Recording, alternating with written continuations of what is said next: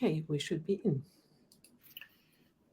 Welcome and thank you for joining us today for episode 5 of Leading the Change.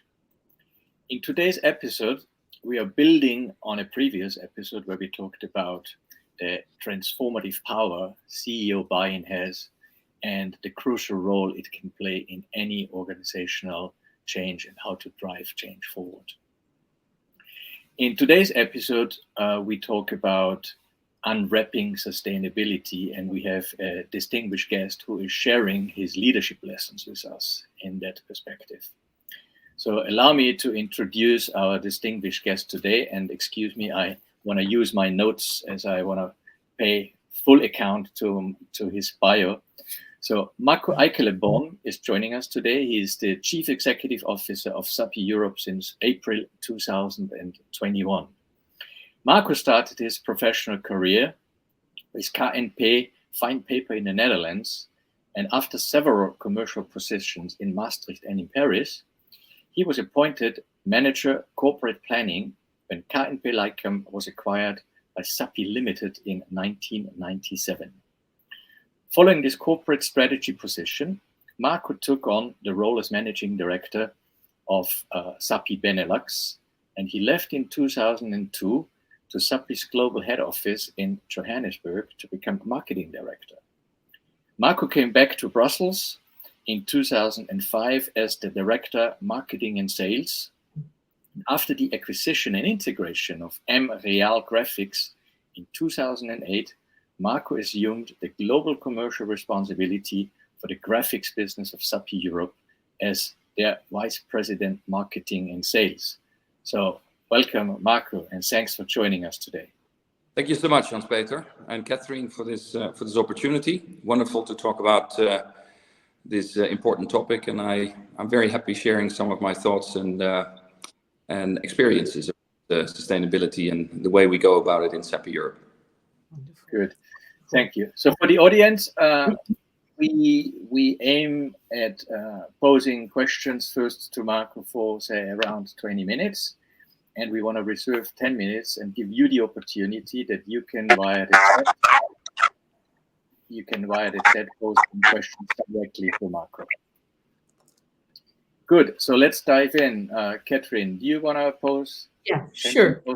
Question Thank you. Thank you, Marco, for joining today. So now that you are Sappi's European CEO, tell me, besides the regulatory frame of sustainability, can you share with us how your sustainability journey started at Sappi, and also what the mark or the impact or change it left on you, the leaders, but also you as a CEO and as a person?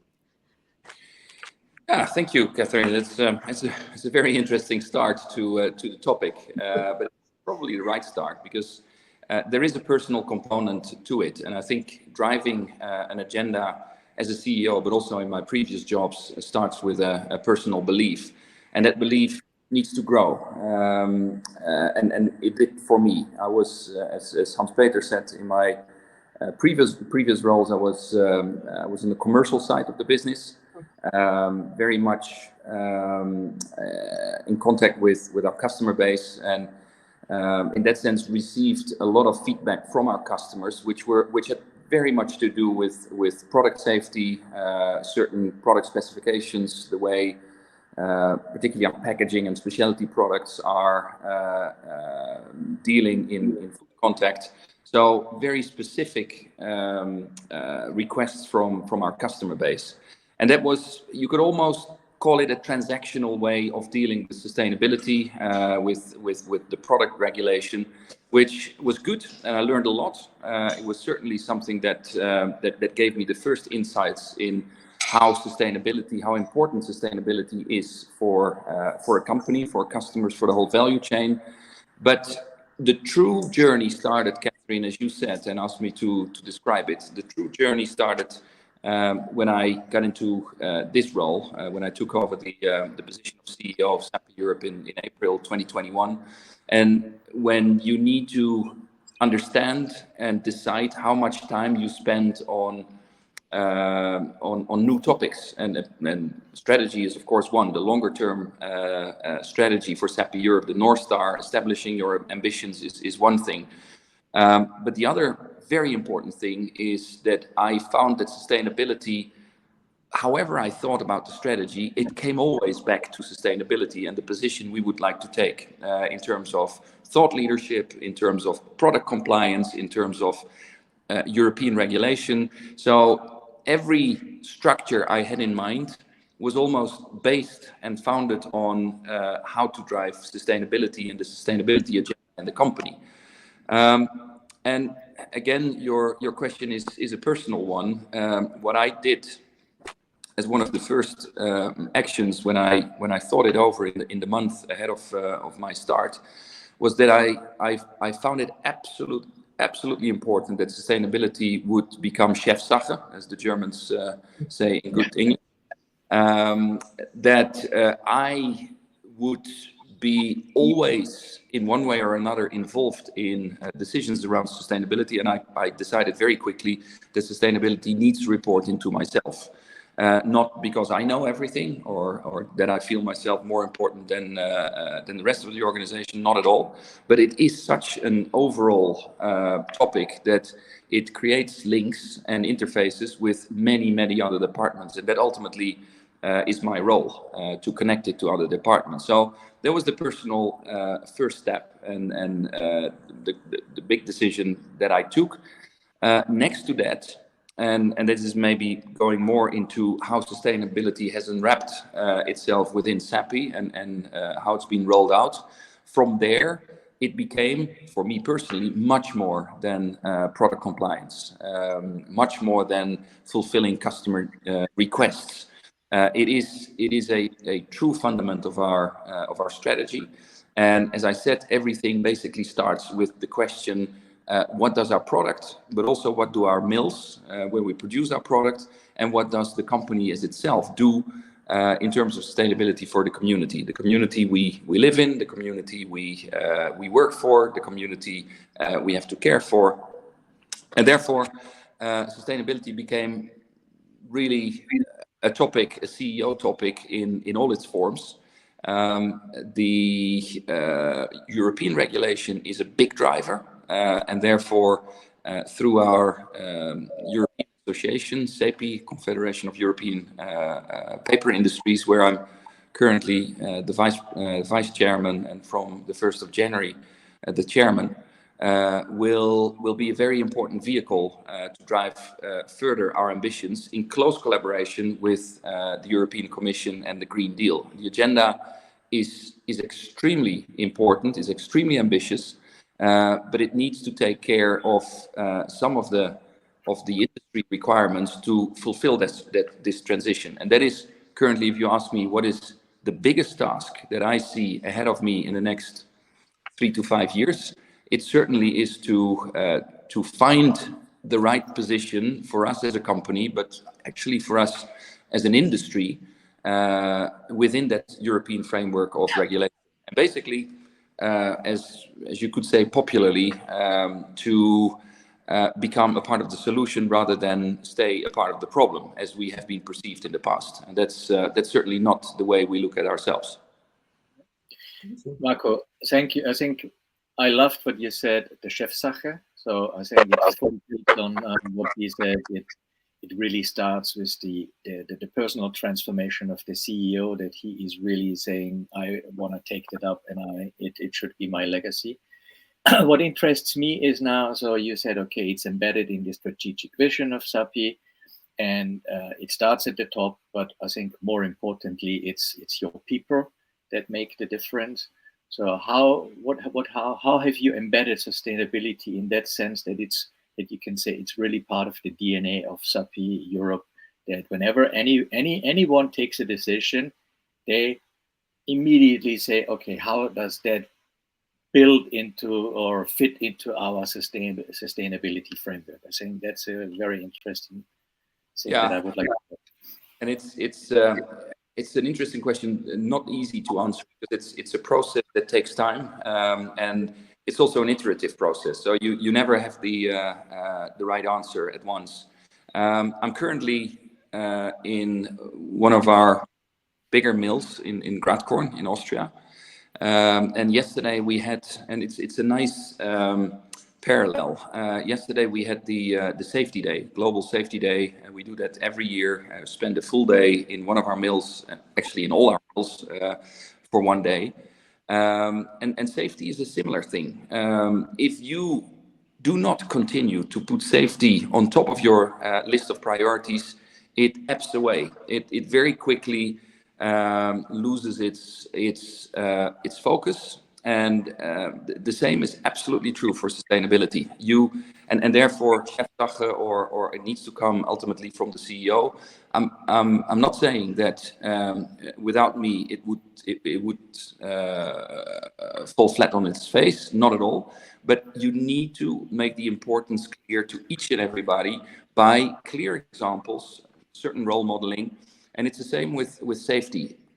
If you do not put it in the focus every single day, and you make people aware of their responsibility and their task in this massive machinery of Sappi Europe, then it loses very quickly. It loses its focus. So what we have done in terms of sustainability, we have set up a sustainability council, both in Europe and on a global level, where all departmental heads come together once a quarter and discuss their items not from a business perspective. Ultimately, it will lead to a business perspective, but purely from a sustainability perspective. And it is chaired by our director of sustainability. I'm co-chair, but it's good to see from procurement, from manufacturing, from supply chain, from sales, from every single department or discipline in our company, to see that there is a huge hunger for information on the topic of sustainability. So I've started a process, but it's almost a self-propelling mechanism that is through once you put all these people in a room or in a meeting and you start debating the true issues that are living in these different disciplines. What is absolutely important, coming back to the safety day that we had yesterday, is that you follow up clearly, that you do not leave things on the table, and that you give clear accountability, not all to the director of sustainability, but to the people in the business. So this is maybe from a role modeling or from a starting point, it is Chefsache and starts with a CEO, but very quickly the responsibility drops down into the organization and everybody has its role to play. The difficult thing, and that's why I'm saying it takes time, is to make everybody aware of that position that they have. Because very quickly it is, but that is something for our manufacturing people. They need to take care of the water treatment, or they need to take care of CO2 emissions. It's actually not. It is for all of us, whether you're in supply chain and you're dealing with our inbound and outbound transport, whether you're in procurement and you're dealing with suppliers who have certain propositions. It is literally for all of us, like safety, the main priority that we have currently, and that is something that I try to explain constantly in updates to staff, in presentations or in conferences. And it's hard work, but ultimately very rewarding. And especially because it is also, we are all working for the right thing, right? I mean, would it be safety? Would it be sustainability? So Yep. it is a wonderful denominator for everyone on which we can lay the foundation for some strategy, some business as usual. So wonderful. HP, did you have another question you wanted to ask first to Marco? Else? Yeah, I think I would. Would you, Marco? We talked about this how to embed it in your DNA. I think that's as you said, sustainability. That's a journey. Yeah, that's not a sprint. This is really, it's a journey without any destination, we always say. But could you share anything or could you give any tip to to the audience. You talked about before, sustainability, strategic vision, and because in the end, it's what you want to do is create systemic value in your whole value chain. Is there anything which you in your journey did you say, okay, if I could redo it, I would probably do it differently? Yeah, I think we spoke about two things already that are very clearly underpinned in the way we look at sustainability. You need to make it tangible. That's done by clear KPIs. So it is not the soft issue anymore that it might have been 20 years ago. This is a business requirement. It is a license to operate. And again, I'm in a mill environment as we speak, and I see it in everything. If we do not take this serious, the mill will be closed for a couple of days, for a couple of weeks. It might be forever if you're not complying to these issues. But the same goes for sales. The same goes for supply chain, as I said. So the translation into KPIs is extremely important because it gives accountability to the entire organization. That's one thing. The second thing, as I said, is that it is a business enabler. We need to be very clear. We're in this business ultimately to sustain our long-term future. Therefore, we are a profit-driven organization because we need to invest. Our decarbonization plans will cost us every year group-wide between 50 and 100 million. In Europe, easily between 20 and 30, maybe 30 and 40 million. That's easy. So decarbonizing our organization, and we're well on track. We're putting in more and more green energy plants, e-boilers in our mill in Maastricht. Here in Gradkorn, we just launched a biomass boiler. We've done the same in Helsinki, or in Finland. So we're doing all these things to sustain our future. So it is business driven, it's a business imperative, and therefore it also needs to trickle down to the business leads. And we have established market teams for all the segments that we supply our products to. And in all these segments, there is a sustainability component. So previously it was, what is the cost? What would be the price? What is the product design? And what is our customer base? Right now, very clearly, sustainability is one of these elements that needs to be ticked off. It is an imperative in our business case. And it's very good to see because, again, we tend to go for the quick buck. That time is over. We need to go for the sustainable buck. And then maybe the last thing, when you asked me for examples, it clearly came to my mind is talent management. I am absolutely encouraged by the fact that a capital intensive, previously seen as a very conservative traditional industry like the pulp and paper industry, attracts so many young talents. And one of the key elements why they want to start working for us, and we get CVs every single week. We have a trainee program where the most bright young students come to and start every year with a fresh class, Sappi class.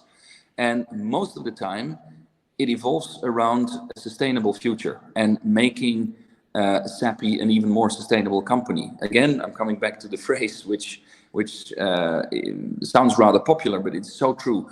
These young talents want to be a part of the solution rather than a part of the problem. And they see Sappi with its products. We are a company that makes use of renewable, biodegradable, and recyclable raw materials.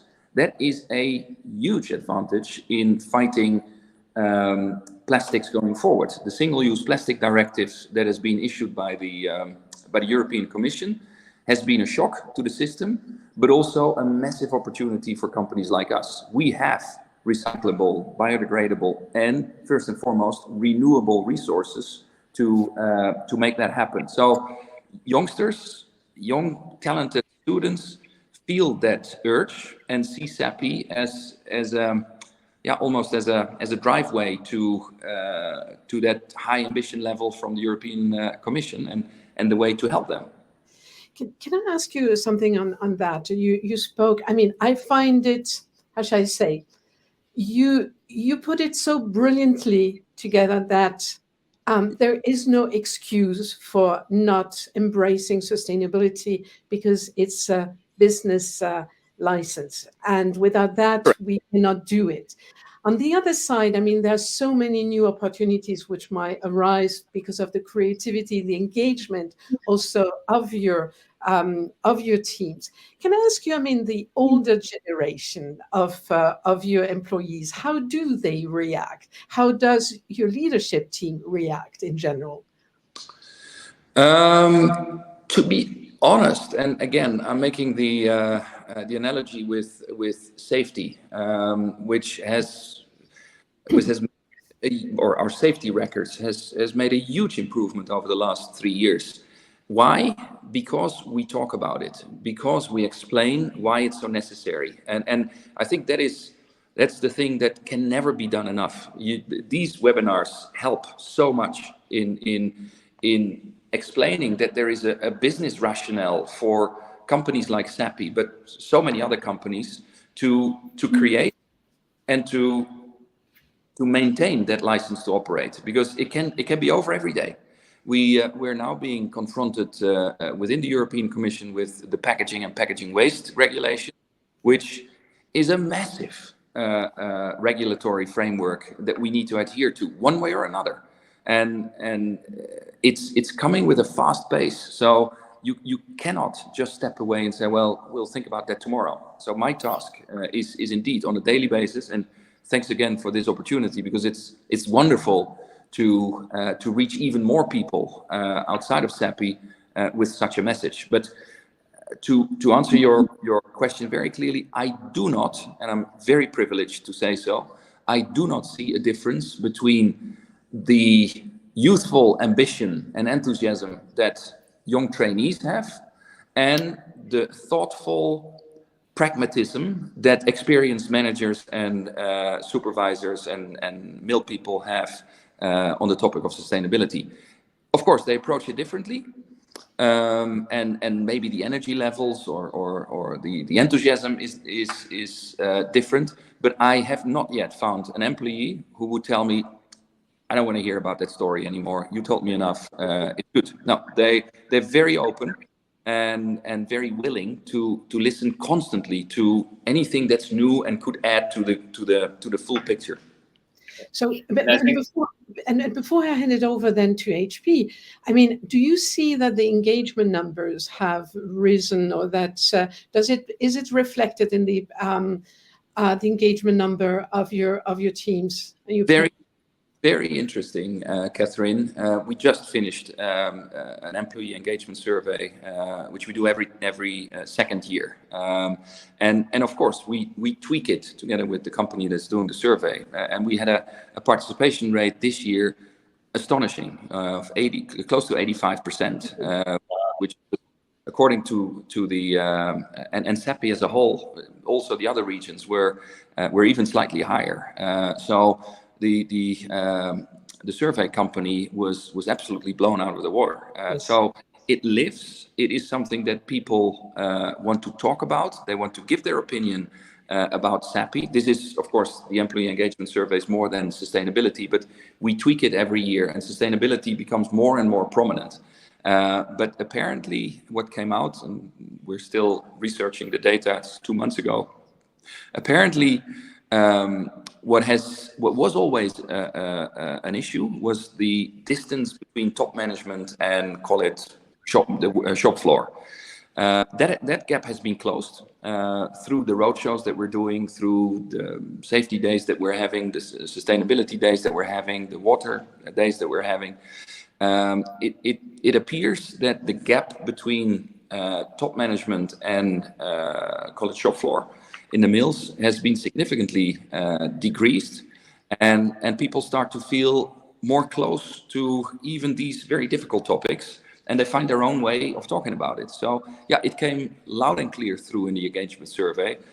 Never enough, because there's still fortunately, a lot of things that we can improve, and there's a lot of indications how we can still be more effective, more powerful, more convincing.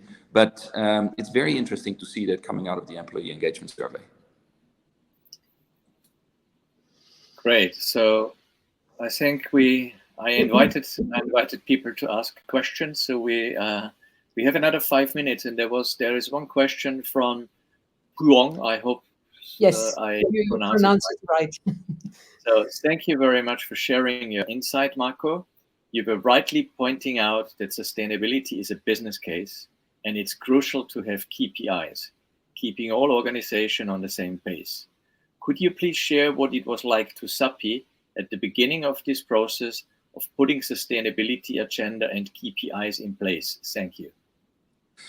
Yeah, that's well. Thank you very much for this question, because it allows me to elaborate maybe still on one more thing, and that's how I've been allowed to do this. Because you can be passionate about it, but you need to find the right framework or the right atmosphere within your company. So I must say I've been extremely privileged to work for a company like Sappi, where also the board of directors is totally, but absolutely fully engaged in the topic of sustainability. It's not only the KPIs; it's also the science-based targets that we are adhering to. We have, for those who are interested, certainly interesting to read. We have an integrated sustainability report where we set out not only the SDGs, so the sustainability goals from the United Nations. We selected 7 that we very much focus on and always track our actions to these 7 sustainable development goals. But also we have publicly stated what our plans are in terms of decarbonization, which are, as the word says, based on science-based targets. And we're very open in stating that by 2025, our CO2 reduction needs to be 44% compared to what everybody takes as the base 1990. We've come an awful long way, but still we need to push. We make that last push, and of course by 2050, like the European Green Deal agenda says, also Sappi needs to be carbon neutral. And that's we have the plans. We always need to be careful that we invest the capex rightly, because the balance sheet is a big issue for companies like us. We cannot just say, well, this is overdue technology. We go for a new technology, because that transition requires a lot of capex. So, but this ability to lead the company, the European organization, through science-based targets, through a clear link to the Sustainable Development Goals of the United Nations, because our board is so much in favor and so much engaged, is just a big advantage. So that's maybe partly an answer to the question. And Marco, I think what I heard you saying before is that you say it is absolutely important that you need to adopt your KPIs. You know, it's you can't keep your old KPIs and demand sustainability. People also need, because we always say KPIs or bonus, whatever, drive behavior. So you really need to adopt that in the right way, that people are also when they get their performance, or you probably also have performance reviews, that people look at the right KPIs. So that's what you say. And maybe to the previous question, because the question was, how was it in the beginning and where is it now? Talking about the KPIs, it was very technical. So we had KPIs around CO2 emission, NOx emission, water treatment, very technical, and those are extremely important. But we elevated the KPIs to true KPIs, and as said, sustainability is now the cornerstone of all our business cases, because it's our future. You said it wonderfully. I mean, this has been the best ending of an interview because to the point, we are HP, do you want to maybe take on? I have some echo. Yeah, so thank you. No, I think what Katrin, I think I fully agree. I think it was a very, very good, because time is over, but a very good ending is that you said sustainability is the core part of your strategy. It is the core part of any business case. So you will not, any business case that lands on your table and sustainability is not part of it. I think I can imagine what happens. It probably goes to the bin, or people need to redo it, which I think is good. And thank you, Marco, for joining us. It was a real pleasure. Yes, Thank you. it was a real pleasure. And Marco, I think that having spoken with you and you sharing your journey with us and with the audience shows, on one side, what important task a CEO can play, what a fantastic lever and enabler the CEO is in this whole journey. But also, I mean, congratulations to what you have done, you and your teams have done, because I've rarely saw a sustainability report which is so transparent and which on the other side shows that you are humans who embarked on that wonderful transformation journey. And thank you for that. Fantastic. Well, thank you so much. It is a journey. We have not yet arrived, and it will take many next steps to come to the ambition that we have. But every step is one. Yes. Absolutely. Thank you so much, Marco. Thank you. Right. Thank you so much. Thank you all. Thank Bye-bye. you. Bye-bye. Bye-bye.